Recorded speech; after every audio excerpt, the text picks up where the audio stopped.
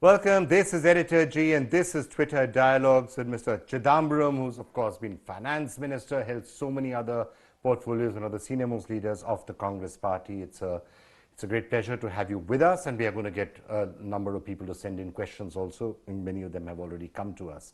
Perhaps I could just take the opportunity to start off. Now elections are what, 70% over? How's it looking to you at this stage? 70% done, how's it stacking up? Well, like every other party, we have a pretty robust data collection machine. And we think at the end of the third round and again at the end of the fourth round, the Congress plus allies are slightly ahead of the BJP plus allies. That's our assessment. So we are quite upbeat about the prospects of the election. If I could, I saw that tweet which you put out on that, and we wanted to just get into the numbers a little bit to say on what basis are you making that assertion. I assume among your allies you will include the DMK in Tamil Nadu and other places. Which are the places you think that the Congress plus its allies have done particularly well? Well, Kerala, Tamil Nadu, Maharashtra. Maharashtra, the BJP Shiv Sena did really well. You think that we have only 6 seats in Maharashtra today out of 48. Even if we say triple it or quadruple it, that's a huge gain for us. More than that, you'll have to start deducting from that magic number of 282, which the BJP has today. You start deducting. So there are two different aspects to that, and if you don't mind, I'd like to spend some time on both those aspects. One is, as you said, reduce the BJP numbers, so bring them down to a certain level where it becomes tougher and tougher for them to form the BJP or the NDA to form a government, and then all sorts of possibilities opens up. The second is, can the Congress and its allies itself get near the position of forming a government? And there are two different questions. Your strategy and tactics may also be very different in both cases. Now, reduction of the BJP, these phases now, which are on, from now onwards till the end of the elections, this is all in the BJP stronghold now. They won virtually every seat in the last election. So the question for you must be then here, what do we do? How do we get them down? How much can we reduce them? UP, Rajasthan. Let's talk about phases 5, 6, and 7. I agree, this is the Hindi heartland plus West Bengal. So they didn't get every seat last time. Out of the 169 seats or so, the BJP got only 116. They did get every seat in Rajasthan, nearly every seat in Madhya Pradesh, every seat in Delhi, every seat in Uttarakhand, etc. And crucially, nearly every seat in Uttar Pradesh. Nearly every seat in Uttar Pradesh. In Uttar Pradesh, the Gathbandhan will take away a very large number of seats from the BJP. And in Bengal, the TMC will stop the BJP from making any major gains. So this phase 5, 6, and 7 will go 3 ways. Whatever the BJP loses in Rajasthan, Madhya Pradesh, Punjab, Haryana, Uttarakhand, and Himachal Pradesh will come straight to the Congress. Whatever the BJP loses in Uttar Pradesh will go to the Gathbandhan, largely, maybe a few to us. And whatever the BJP tries to gain in Bengal, and the TMC stops it, it will be to Bengal's TMC's gain. The only not very clear picture is Bihar, but again there, the BJP allies are bound to lose.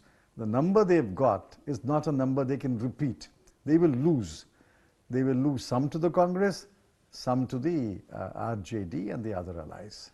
So I think you've summed it up really well, that that's what is likely to happen. Now the question of course comes down to how much the drop will be, if at all there will be a drop. The BJP tell you there's no drop. In fact, we're getting 25 seats in West Bengal or 23 seats in West Bengal. Pipe dream. I'm just saying that's what the BJP will say. Now let's look at each in case. So let's first look at the seats where it's Congress versus the BJP. If you look at the assembly election results, then there's a chance that they will drop they dropped like 10 seats or so in Madhya Pradesh, drop a larger number than that in Rajasthan and so on and so You forth. count that dropping, it comes to a significant number. Correct. But the flip side of that is that the question mark around that hypothesis that they'll drop the way that they would in the state assembly is that this time people are saying we're voting for the Prime Minister, we're voting for Narendra Modi. This is not a vote against Vasundhara Raje, it's a vote for Narendra Modi, so therefore we might vote in a certain manner. That at least is the possibility. No one in the BJP that I've spoken to or spoken to through others claims that they're going to get 25 out of 25 in Rajasthan.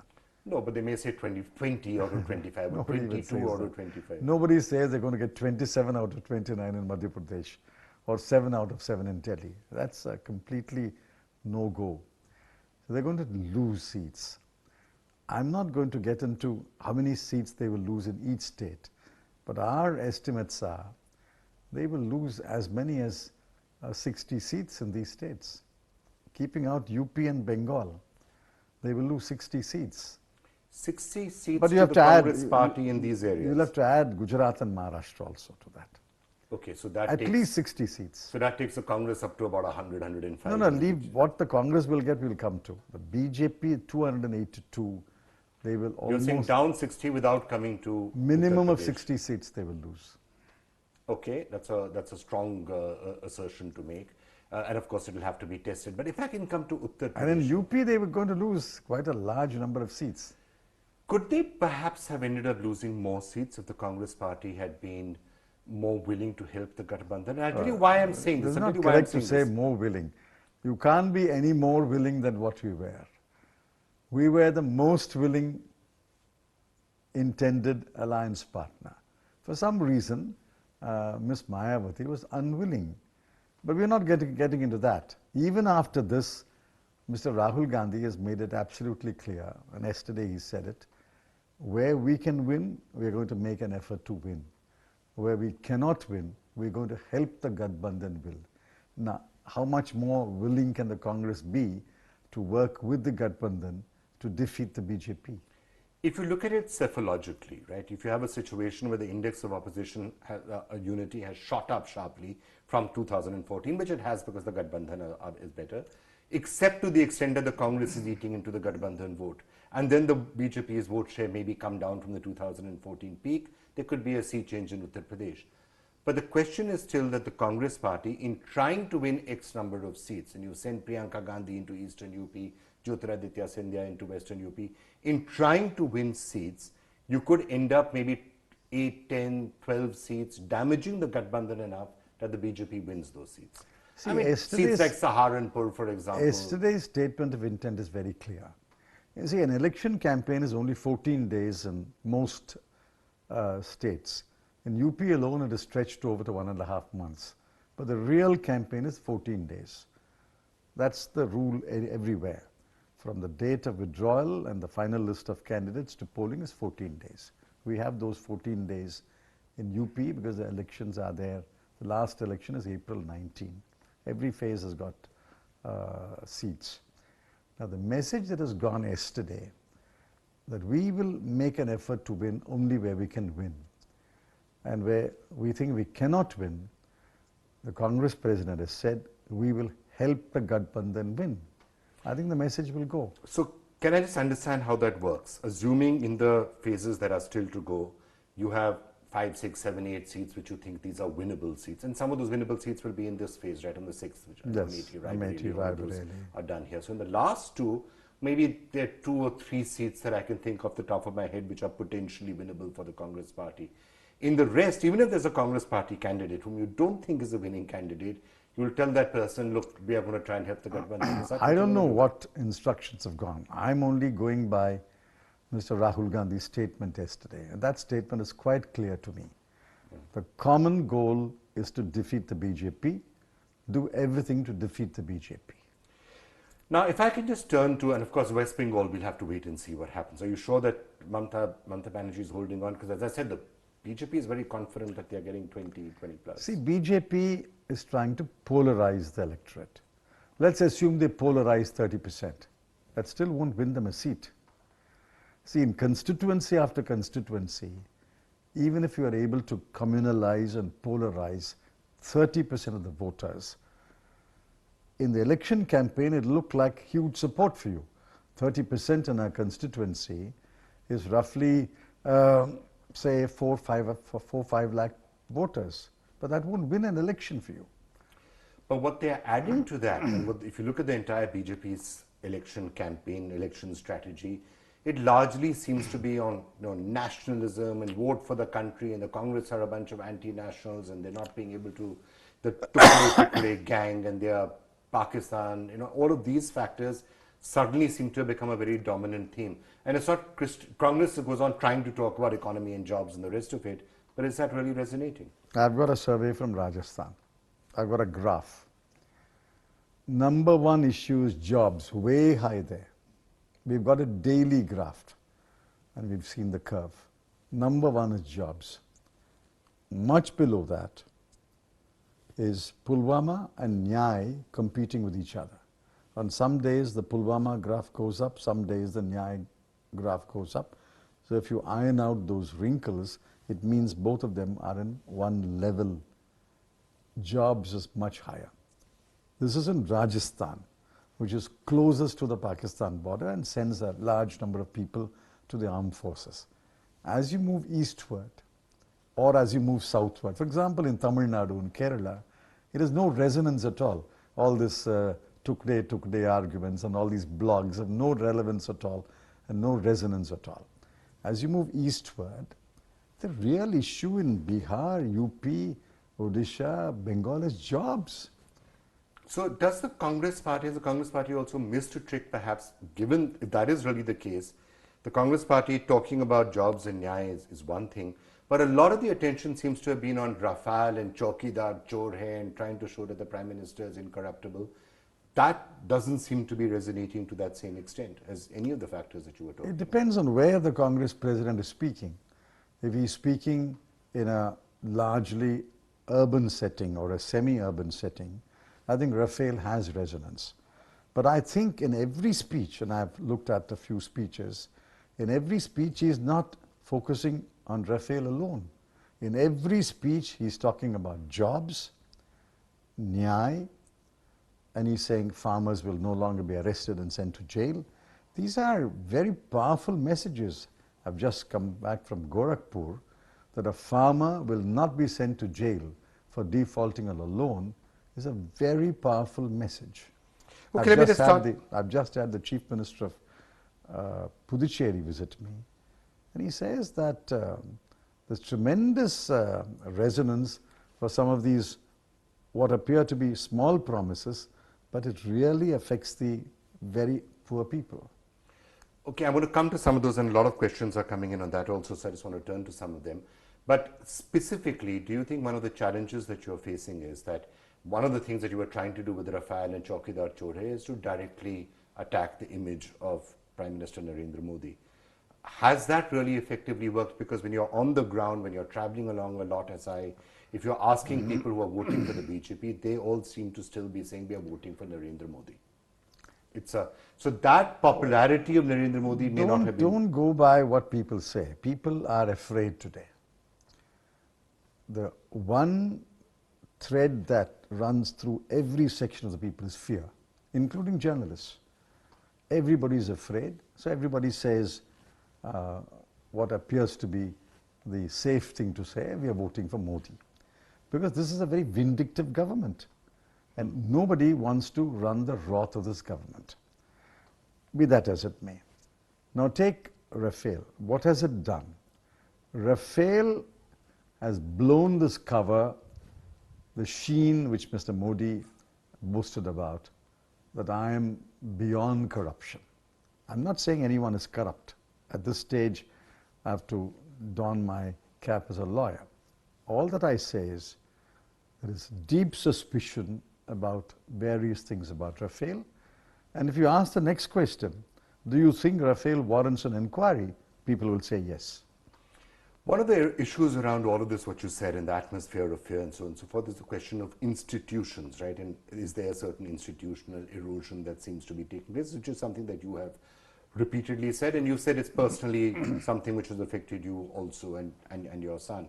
So John Franklin, for example, says, how are we going to protect the institutions of India, given what's even happening with the CJI, the impeachment, other questions, institutions? How are we protecting the institutions of India? Our manifesto is a very clear answer. This is worldwide in all democratic countries.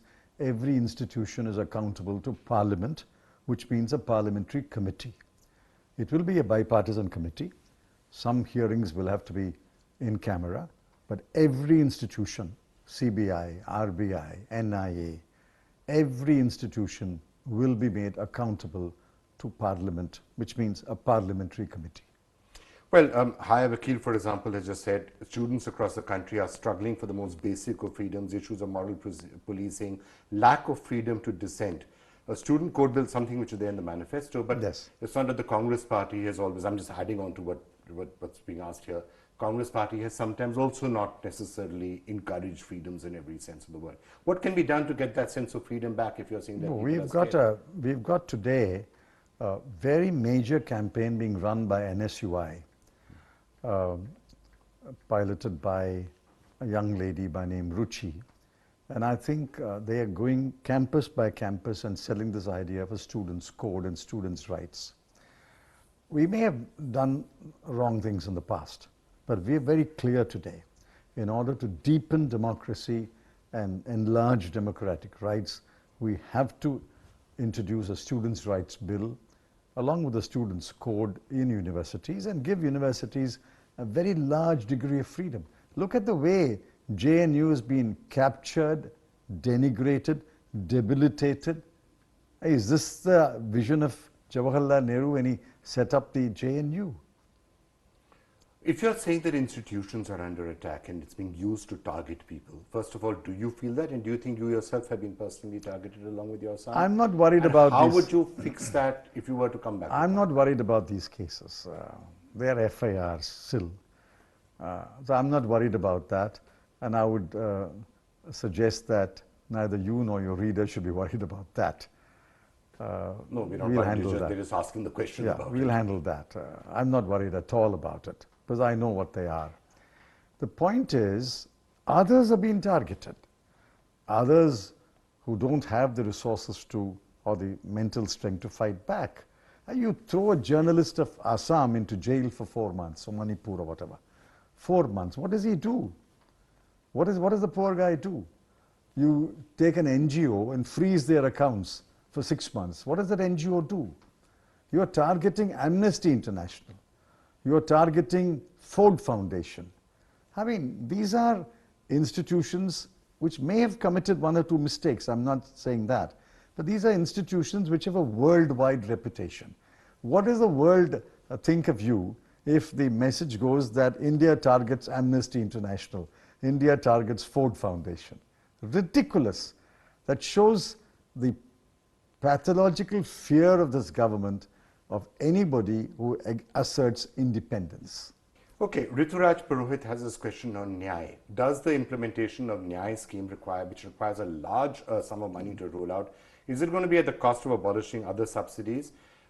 What are you going to do? How are you going to fund it? And by the way, the related question, which I'm sure many are asking, especially from the business community, is this 360,000 crore rupees going to come by sharply increasing taxes? I can have a rider to that seeing as you were the person who brought a so-called dream budget, which was based on lowering tax rates. If you were to ever be finance minister, would you reverse that? Well, both Mr. Rahul Gandhi and I, in my individual capacity, have repeatedly assured the people of India through interviews, television interviews, tweets, there will not be any increase in the tax burden on the average Indian, especially the middle class. There's no reason to increase the tax burden. You see, we have done our math, we have shared our math with economists, and they have broadly approved it, not every word of it, broadly approved it, saying this is doable, this is in the right direction. Simple math. India's GDP today is 210 lakh crore. In 5 years, it will rise to 400 lakh crore. This amount the amount required for NYAY, when it is fully rolled out, when all 5 crore families are covered, multiplied by 72,000 rupees per family per year, will cost you 3.6 crores. That's all it's going to more than 3.6. 3.6 lakh crores. Yeah, 3.6 lakh crores. Well, we are using the number 3.6 lakh crores. That is less than 1% of India's GDP. So it is not going to be 3.6 lakh crore on the first day of government. It's going to be rolled out very carefully. We've got a design phase, we've got a testing phase, and a pilot phase. We're going to roll it out gradually. States have to come on board. We'll have to roll it out. When it's fully rolled out, it will cost you 3.6 lakh crore. There are obviously still questions around the design of this, that what you're going to do. So does it incentivize people not to work at all? No. Does it happen that some person benefits more by getting this, so the marginal adjustments will have to be made? If I give you 6,000 rupees a month, will you stop working? This is insulting the average person. World over, such schemes, UBI and modified UBI, have been implemented. There's vast literature on the subject. In fact, there is a very learned article collecting all the literature and attaching the bibliography, and I would urge people who are interested to read that article, even if you don't read the original literature. You see, people don't stop working just because they are given a subsidy. But it depends on how the subsidy is structured, because it's possible Actually, that what will happen is, as long as somebody doesn't say I should work a little less, so I'm able to qualify for this, nobody and otherwise I will. go See, above that level. this amount for the average of the 20%, will allow him to have 2 meals a day and perhaps a few clothes on his body and for his family, and perhaps send his children to a decent school. That's all this amount will let him do. It will release him from the trap of poverty. It will make him more mobile. It will allow the younger sibling of the family or the younger son of the family to take a few risks. Someone will move out of the family to try his hand at a distant place. Today, this poor family is not mobile at all. And then it will increase consumption. Once it increases consumption, there'll be more production. I think this has got multiple benefits. And the literature says just because you give a UBI or a similar subsidy, people don't stop working. So the paying for this, you're saying one is going to happen because of the natural buoyancy Yes. of the Indian economy, and as a result of that, naturally, the economy is larger as a percentage of GDP. It pays for itself. But other than that, are you giving a categorical assurance right now, which is what I think you're doing, it's not going to come from additional taxation? There will be no new taxes. No, I didn't say that.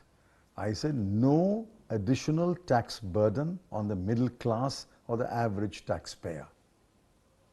Okay, that has lots of portents potentially. No, that is the wealth tax, concern. inheritance That is the tax, other concern. things. Please understand.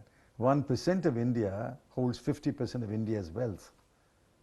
And your Twitter questionnaire is not talking about that class. He's talking about the middle class.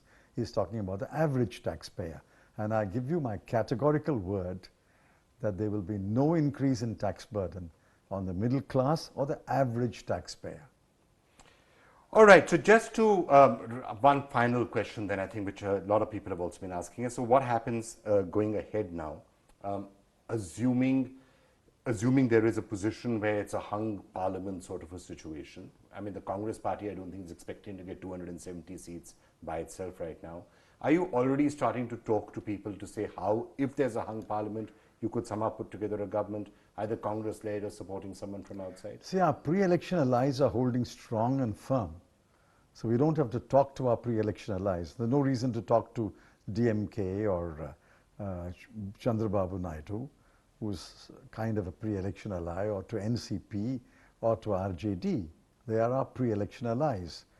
The only other big potential allies are, I mean, you can call Congress their ally, or you can call them our ally. It makes no difference. It's the same.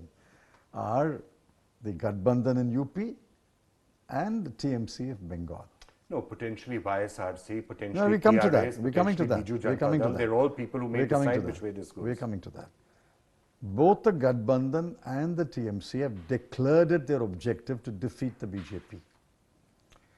Therefore, we are absolutely confident that in a situation where a non-BJP government can be formed, we will all be together. As I said, you can call us their ally or call them our ally. It's the same difference. So these are declared objectives. BJP must be defeated and a non-BJP government must come to office. Now when it comes to a couple of others, like KCR in Telangana, YSR Jagan in Andhra Pradesh, and Naveen Patnaik in Odisha, they have not declared their objective to defeat the BJP. In fact, they've hinted that they may well not be averse to tying up with the BJP. It's been While indirect. Jagan has also hinted that he's forgotten the past and he's an old congressman and he's quite happy to be friends with Congress. He's also hinted that. And for Naveen, the immediate threat is the BJP.